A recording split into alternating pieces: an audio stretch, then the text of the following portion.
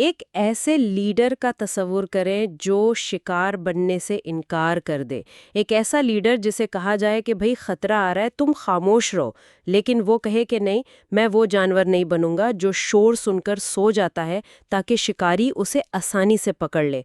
آج ہم ایک ایسے ہی بہت طاقتور اور تاریخی بیان کی گہرائی میں اتر رہے ہیں، اور اگر اس طرح کی گہری گفتگو میں دلچسپی ہے تو ہمارے چینل کو ضرور سبسکرائب کریں۔ اس سے ہمیں بہت مدد ملتی ہے کہ ہم ایسا مواد آپ تک لاتے رہیں۔ تو آج ہمارے پاس جو مواد ہے وہ ایک مختصر لیکن بہت ہی پراثر خطبہ نمبر 6 کے کچھ حصے ہیں۔ ہمارا مقصد صرف اس کا ترجمہ کرنا نہیں بلکہ اس کے پیچھے چھپی ذہنیت کو سمجھنا ہے، اس کی حکمت عملی کیا تھی اور اس اٹل موقف کی ذاتی وجوہات کیا تھیں۔ تو چلیں شروع کرتے ہیں۔ اس پوری گفتگو کا جو مرکز ہے وہ ایک جانور ہے، لکڑ بھگا۔ یہ بات ہی اپنے آپ میں عجیب ہے، آخر یہاں ہو کیا رہا ہے؟ یہ واقعی ایک حیران کن آغاز ہے۔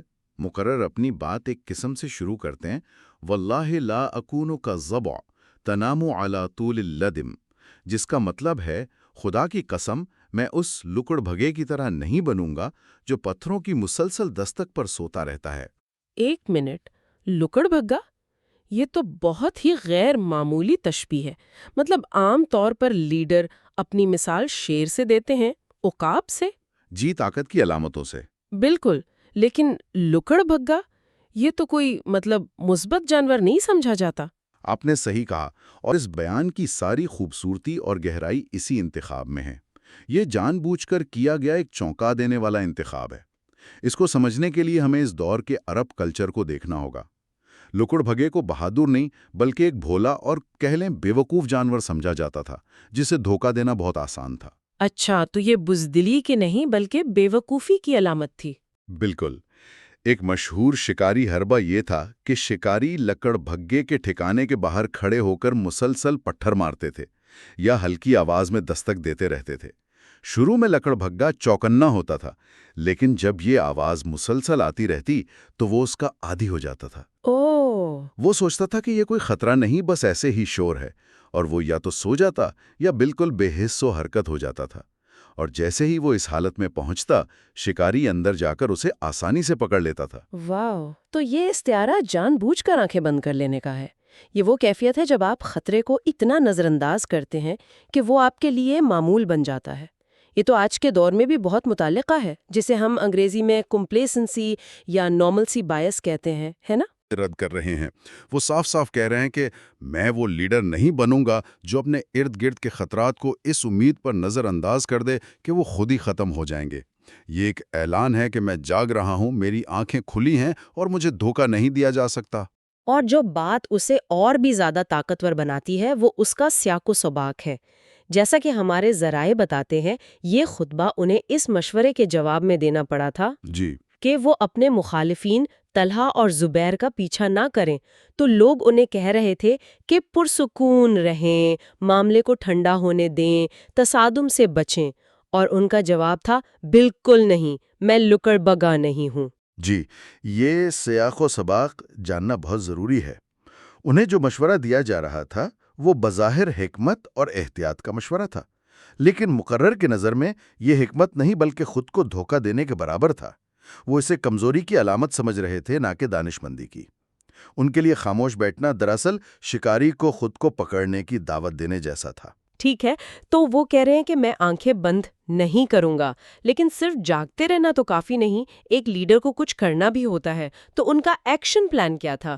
وہ اس خطرے سے نمٹیں گے کیسے؟ یہ بالکل اگلا نقطہ ہے۔ اس استعاری کے فوراً بعد وہ اپنی حکمت عملی واضح کرتے ہیں، اور وہ بھی اتنی ہی دو ٹوک ہے۔ وَلَكِنِّي يَضْرِبُ بِالْمُقْبِلِ إِلَى الْحَقِّ الْمُدْبِرَ عَنْهُ، اس کا کیا مطلب ہے؟ یعنی بلکہ میں حق کی طرف بڑھنے والوں کی مدد سے اس سے منہ موڑنے والوں کو ہمیشہ ماروں گا۔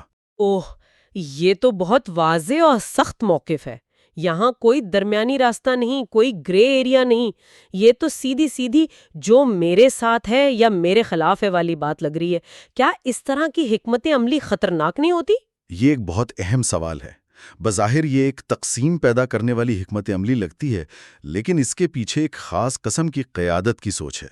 مقرر یہاں اپنی طاقت کا سرچشمہ، اپنی حمایت کو قرار دے رہے ہیں۔ وہ کہہ رہے ہیں کہ جو لوگ مقبل الحق یعنی حق کی طرف بڑھنے والے ہیں اور سامع المطیع یعنی سننے والے اور اطاعت کرنے والے ہیں، میں انہیں ایک طاقت کے طور پر استعمال کروں گا۔ اور کن کے خلاف؟ ان کے خلاف جو مدبرانہو ہیں یعنی حق سے منہ موڑنے والے، اور عاصی المریب یعنی نافرمان اور شک کرنے والے۔ تو یہ صرف ایک دفاعی پوزیشن نہیں ہے، بلکہ ایک فعال، بلکہ کہہ لیں کہ ایک جارحانہ حکمت عملی ہے۔ وہ کہہ رہے ہیں کہ میں نہ صرف جاگتا رہوں گا، بلکہ میں اپنے وفادار ساتھیوں کو لے کر ان لوگوں کے خلاف کارروائی کروں گا جو میرے نظریے کے خلاف ہے۔ اسے جارحانہ بھی کہا جا سکتا ہے، یا مقرر کے نقطہ نظر سے یہ ایک فعال دفاع ہے، یعنی خطرے کے حملہ کرنے کا انتظار کرنے کے بجائے اسے پہلے ہی ختم کر دینا۔ اس میں قیادت کا ایک گہرا سبق ہے۔ وہ یہ نہیں کہہ رہے کہ میں اکیلا لڑوں گا، بلکہ یہ کہہ رہے ہیں کہ جو لوگ سچائی اور اطاعت کے راستے پر ہیں وہ میرا ہتھیار ہوں گے۔ یہ اپنے حامیوں پر غیر معمولی اعتماد کا اظہار ہے۔ وہ اپنی بنیاد کو متحرک کر رہے ہیں۔ لیکن اس سے وہ لوگ کہاں جائیں گے جو بیچ میں ہیں، جو نہ پوری طرح حامی ہیں اور نہ پوری طرح مخالف؟ اس طرح کی حکمت عملی تو انہیں کسی ایک طرف جانے پر مجبور کر دیتی ہے۔ بالکل، اور شاید یہی مقصد ہے۔ بحران کے وقت کچھ لیڈر غیر یقینی کو ختم کرنا چاہتے ہیں۔ وہ چاہتے ہیں کہ لوگ اپنا موقف واضح کریں۔ یہ حکمت عملی غیر یقینی کے صورتحال کو ختم کر کے واضح لکیریں کھینچ دیتی ہے۔ اس کے فائدے بھی ہیں اور نقصانات بھی۔ فائدہ یہ ہے کہ آپ کی حمایت مضبوط اور متحد ہو جاتی ہے۔ نقصان یہ ہے کہ آپ ممکنہ اتحادیوں کو کھو سکتے ہیں جو شاید مذاکرات کے لیے تیار ہوں، لیکن یہاں مقرر نے واضح طور پر اپنا راستہ چن لیا ہے۔ اور اس راستے پر چلنے کا ارادہ کتنا پکا ہے یہ ان کے اگلے الفاظ سے ظاہر ہوتا ہے۔ ابداً حتی یأتی علیہ یومی، ہمیشہ یہاں تک کہ میری موت کا دن آ جائے۔ یہ تو کوئی مختصر مدت کا منصوبہ نہیں، بلکہ ایک تاحیات عزم ہے۔ یہ کسی ایک جنگ یا ایک سیاسی بحران کا رد عمل نہیں ہے، یہ ایک مستقل پالیسی کا اعلان ہے۔ جی، یہ جملہ اس پوری حکمت عملی کو ایک الگ ہی سطح پر لے جاتا ہے۔ اس سے ظاہر ہوتا ہے کہ یہ ان کے لیے کوئی وقتی فیصلہ نہیں، بلکہ ان کی قیادت کا بنیادی اصول بن چکا ہے۔ وہ کہہ رہے ہیں کہ جب تک میں زندہ ہوں میرا طریقہ کار یہی رہے گا، حق کے حامیوں کے ساتھ مل کر حق سے انحراف کرنے والوں کا مقابلہ کرنا۔ یہ ان کے کردار اور ان کے مقصد کے ساتھ ایک ایسی وابستگی کا اعلان ہے جس سے پیچھے ہٹنے کا کوئی سوال ہی پیدا نہیں ہوتا۔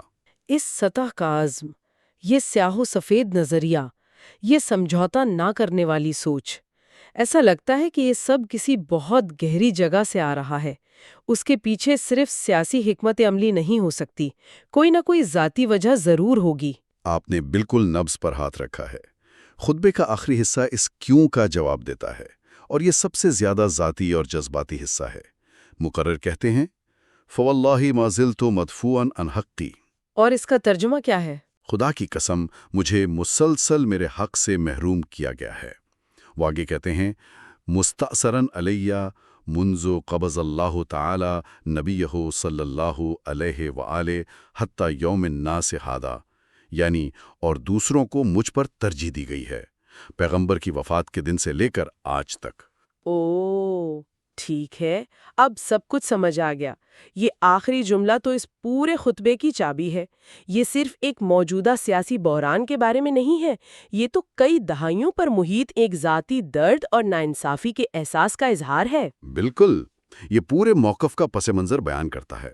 پہلے دو حصوں میں ہم نے ایک اصول دیکھا، لکڑ بھگے کی طرح نہ بلنا، اور ایک حکمت عملی دیکھی، حامیوں کو مخالفین کے خلاف استعمال کرنا۔ جی، لیکن یہ آخری جملہ بتاتا ہے کہ یہ اصول اور حکمت عملی آئے کہاں سے۔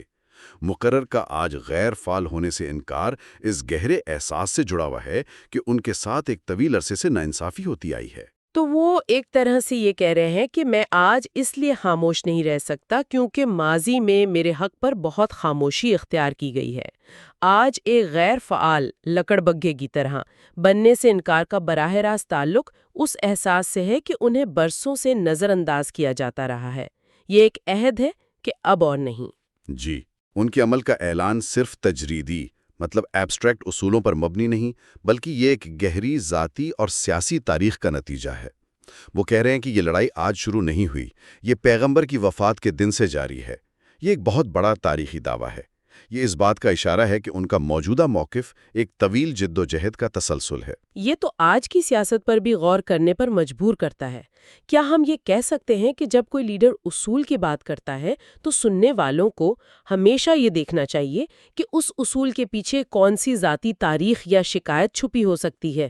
کیونکہ اکثر اصول ذاتی تجربات سے ہی جنم لیتے ہیں۔ یہ ایک بہترین نکتہ ہے۔ کسی لیڈر کی ذاتی تاریخ اور انصاف یا ناانصافی کا احساس اس کے موجودہ فیصلوں پر بہت گہرا اثر ڈالتا ہے۔ یہاں مقرر کی پوری حکمت عملی ان کی ماضی کی شکایتوں سے توانائی حاصل کر رہی ہے۔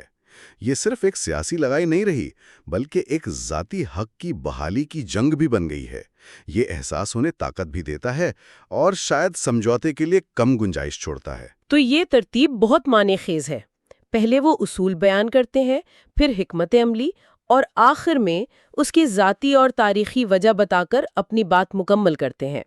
وہ صرف یہ نہیں کہہ رہے کہ میں لڑوں گا، بلکہ وہ ایک مکمل بیانیہ پیش کر رہے ہیں۔ میں دھوکہ کھانے والوں کی طرح نہیں بنوں گا، یہ اصول ہے۔ میں اپنے وفاداروں کے ساتھ مل کر لڑوں گا، یہ حکمت عملی ہے، کیونکہ میرے ساتھ طویل عرصے سے ناانصافی ہوتی آئی ہے اور یہ اس کی وجہ ہے۔ یہ ایک مکمل اور جامع دلیل ہے۔ بالکل درست۔ یہ ایک طاقتور ریٹوریکل سٹرکچر ہے۔ یہ سننے والوں کو نہ صرف اپنے منصوبے سے آگاہ کرتا ہے، بلکہ جذباتی طور پر بھی اس کے ساتھ جوڑتا ہے۔ یہ انہیں بتاتا ہے کہ یہ جنگ صرف اقتدار کی نہیں بلکہ انصاف کی بحالی کی جنگ ہے۔ تو آج کی اس گہری گفتگو کا خلاصہ کریں تو ہم نے 3 اہم نکات پر بات کی۔ پہلا، لکڑ بھگے کا وہ طاقتور استعارہ جو غیر فعال ہونے، جان بوجھ کر لا علم بننے اور خطرے کو نظر انداز کرنے سے انکار کی علامت ہے۔ یہ ایک لیڈر کا اعلان ہے کہ وہ ہمیشہ چوکس رہے گا۔ دوسرا، مخالفین کا مقابلہ کرنے کے لیے اپنے حامیوں کو متحرک کرنے کی واضح اور دو ٹوک حکمت عملی۔ یہ قیادت کے اس انداز کو ظاہر کرتا ہے جو اپنی طاقت اپنی حمایت کی بنیاد پر استوار کرتا ہے اور بحران کے وقت اسے فیصلہ کن طور پر استعمال کرنے سے نہیں ہچکچاتا۔ اور تیسرا، اور شاید سب سے اہم، وہ گہری تاریخی اور ذاتی شکایت جو اس پورے موقف کو توانائی بخشتی ہے۔ یہ محض ایک سیاسی بیان نہیں، بلکہ ایک ذاتی درد اور ناانصافی کے احساس کا نتیجہ ہے جو مقرر کے مطابق کئی دہائیوں پر محیط ہے۔ بالکل۔ یہ خطبہ ارادے کا ایک مضبوط اعلان ہے۔ یہ اس چیز کے سامنے سمجھوتا کرنے سے انکار کرتا ہے جسے مقرر حق سے انحراف سمجھتے ہیں۔ سننے والوں کے لیے ایک آخری سوچ یہ ہے کہ قیادت میں اٹل یقین اور اصولوں پر سختی سے قائم رہنا کب ایک طاقت ہوتا ہے اور کب یہ مفاہمت اور اتحاد کی راہ میں رکاوٹ بن جاتا ہے۔ یہ خطبہ اس کا جواب نہیں دیتا، لیکن یہ ہمیں اصول پسندی اور عملیت پسندی کے درمیان کی اس باریک لکیر پر غور کرنے پر مجبور کرتا ہے، جہاں ایک لیڈر کو تاریخ کے اہم ترین فیصلے کرنے ہوتے ہیں۔